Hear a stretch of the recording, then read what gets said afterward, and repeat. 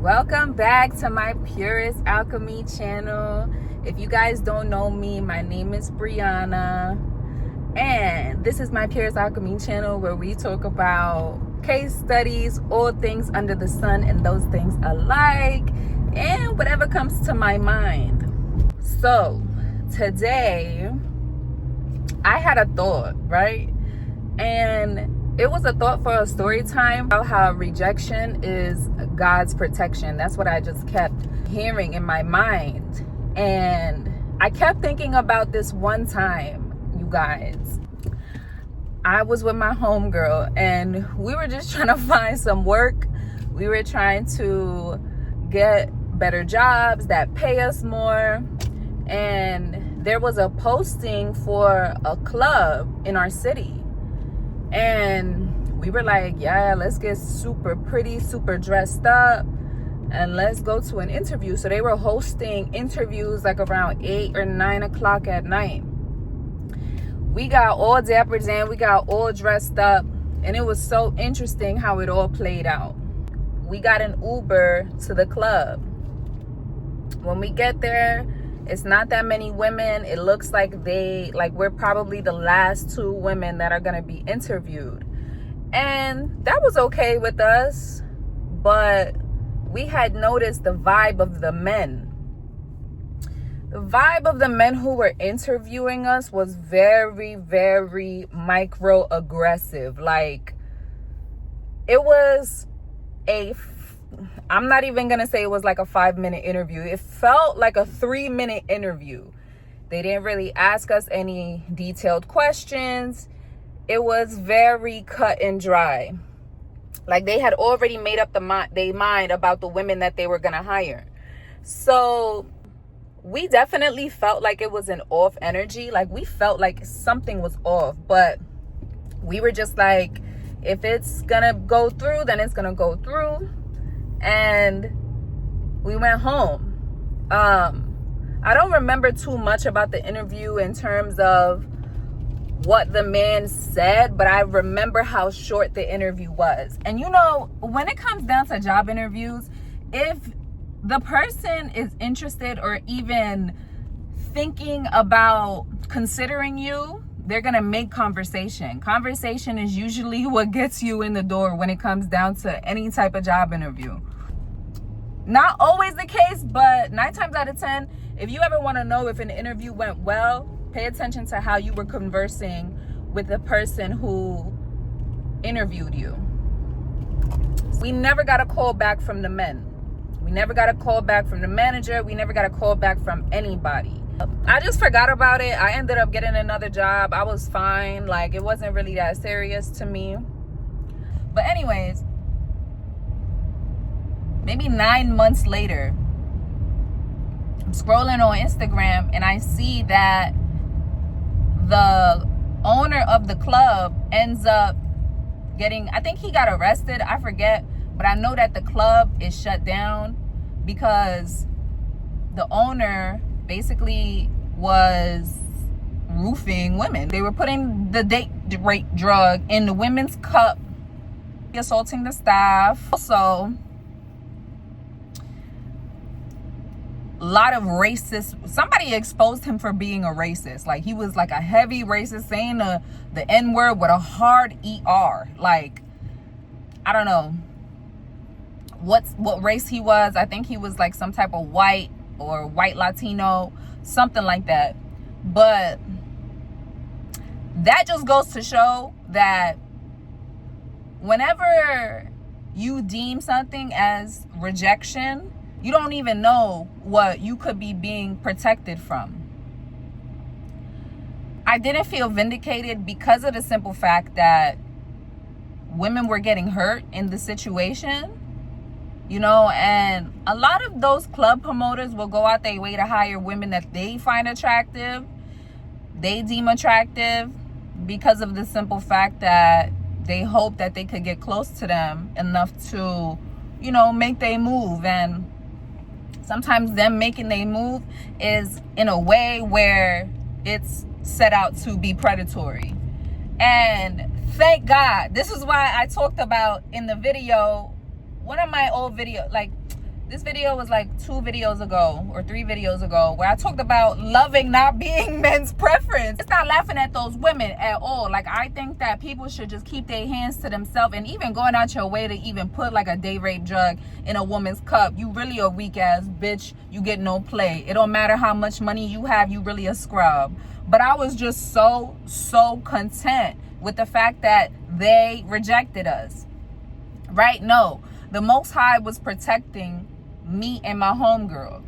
Most High was protecting us so much because of the simple fact that they knew. First of all, I just don't know what would have happened if me and her would have started working there.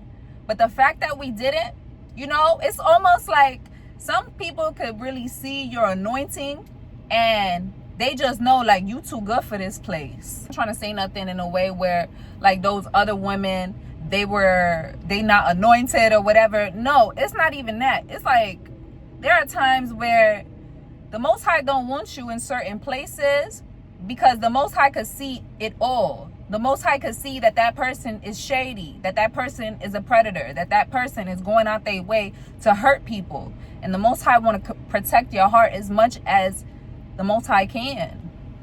You know, and that's how I started thinking about life in a way where I knew I was protected by a divine force. What are the odds that I'm just scrolling on Instagram one day and I see that, oh, the same people that had interviewed us are now, their club is getting shut down. Their business is being taken away. That shit is divine protection in itself. Like, I had no words. Like, I sent that to my homegirl immediately. I'm like, yo, look at what we were being protected from. And she was like, yo, that shit is crazy. We really were like just trying to fucking find a job. And we felt their energy. Like, their energy felt very, very dismissive. It felt disgusted, like almost like they were disgusted that we would show up, you know. But I'm so happy that we did, because we really got to see them in person.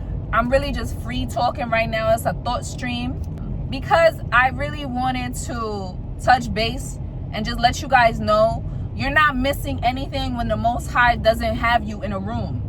When you're not in that room, you are meant for greater things.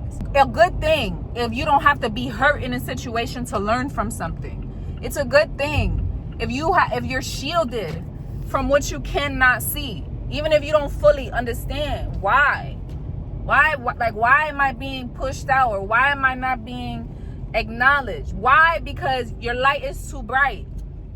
Your light is too bright, and you would probably bring that whole shit down. The hard ER on top of that too.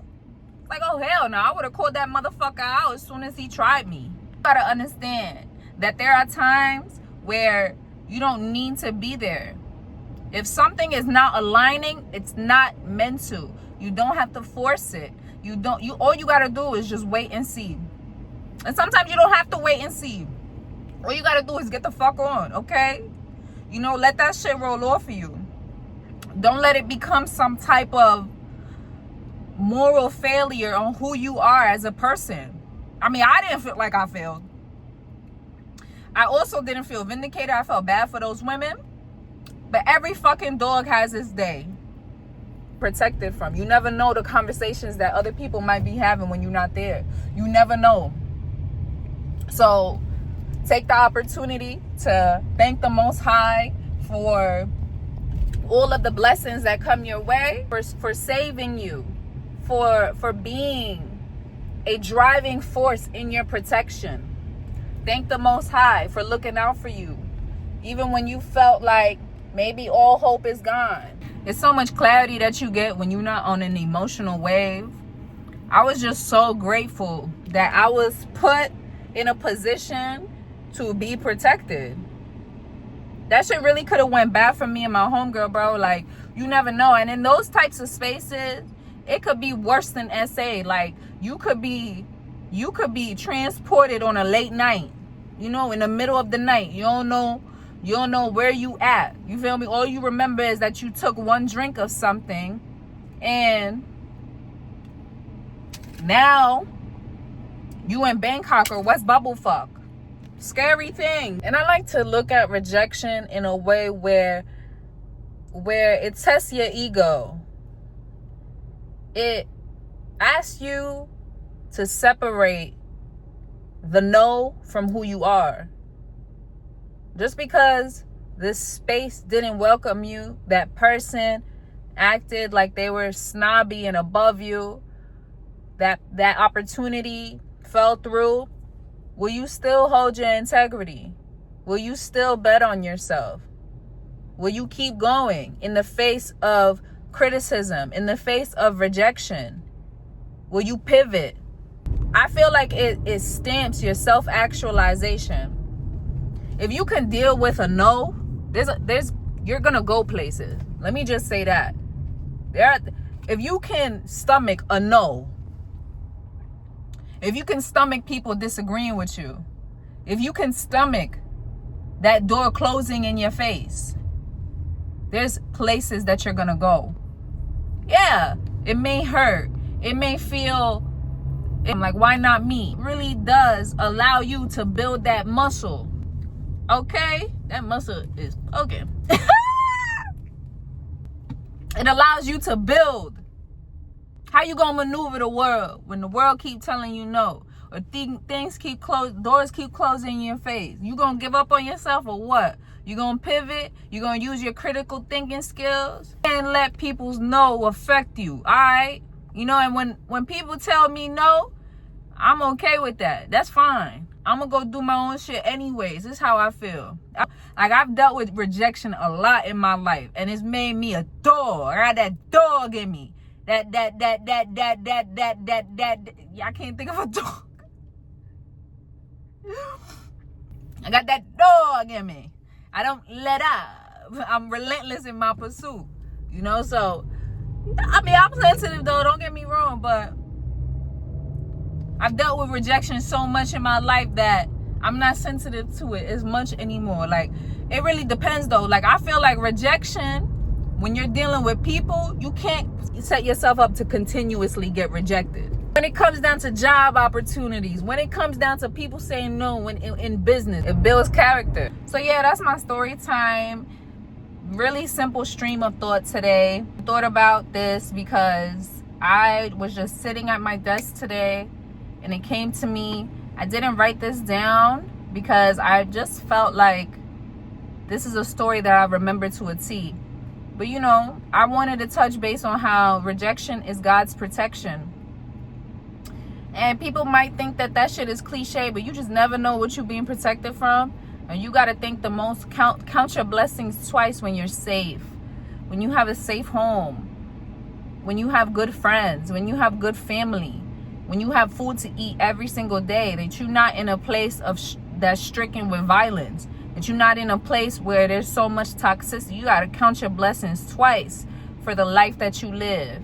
And thank the Most High for always looking out for you when you don't have eyes to see a certain situation. So I want to thank you guys so much for taking the time out to watch my story. Thank you for taking the time out to listen, learn, take what you like, leave what you don't. Like, comment, share, subscribe, leave a heart. Anyways, I want to thank you guys so much. Kira's Alchemy out. Love you.